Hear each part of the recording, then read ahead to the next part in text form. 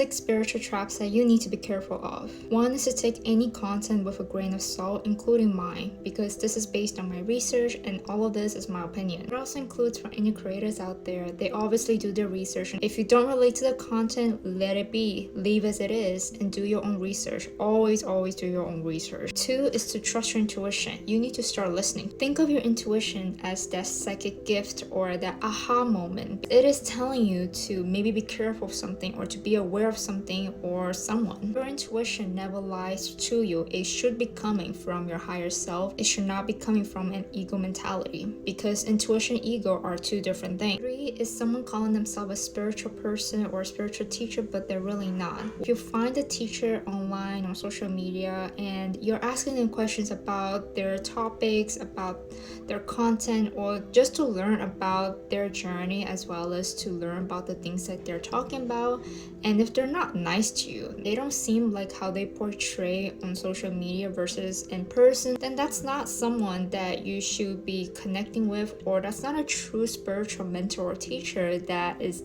really there to help each other out, to help the collective consciousness. I've seen someone in my neighborhood, he was just walking barefoot and he was dressed in like a monk style, so I could tell that he practiced Buddhism, but sometimes I think it goes a bit too far to portray as like, oh, I do this, oh, I practice this and I must portray this. I sometimes get an iffy feeling like if a person dressed too spiritually, I sometimes wonder if that's what they're truly teaching or if that's really into what they're aligned for. Someone that practices spirituality shouldn't be showing off. We also shouldn't be super popular too. We're not meant to be popular. We're not meant to be famous, honestly. So if you connect with a spiritual person, a teacher or mentor, always trust your intuition and see if that they reciprocate their energy back to you. It should be an exchange of mutual energy.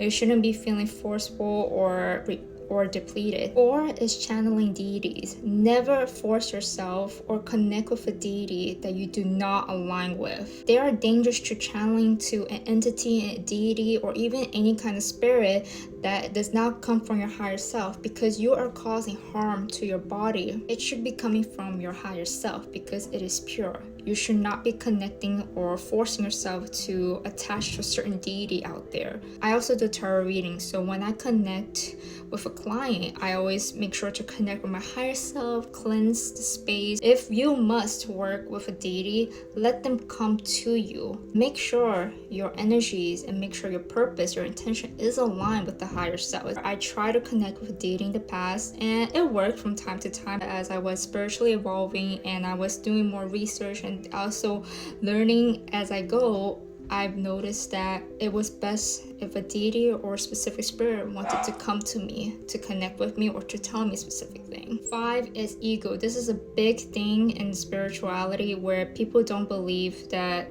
ego exists, or also known as the ego trap, and that is a total bullshit because we all have ego. You have an ego, I have an ego. It is just different levels of how one portrays the ego. It makes no sense to say that there's no such thing as ego death, whatever, and it's a total crap. If you are in your journey, you will be facing your ego. You will be doing a lot of shadow work, and that is the purpose of your ascension journey too, is to understand and find balances within your light and dark. Last one, number 6, is drugs. If you're trying to connect with your higher self or your spirit team and you are doing shrooms or smoking weed, then know that there's going to be a trickster coming in. Those are negative spirits, what I call, and those have very low frequency. You're putting yourself in the state of mind of a very low level, if that makes sense, and you're not in that high or that love frequency. You are creating a portal of opening up to different kinds of entities, deities, and spirits, or even jinns that could harm you, that could put wrong things in your head or even manipulate you. Be careful, trickster spirit. Be careful of any negative entities, because again, that is not what your higher self wants. And if I haven't mentioned this again,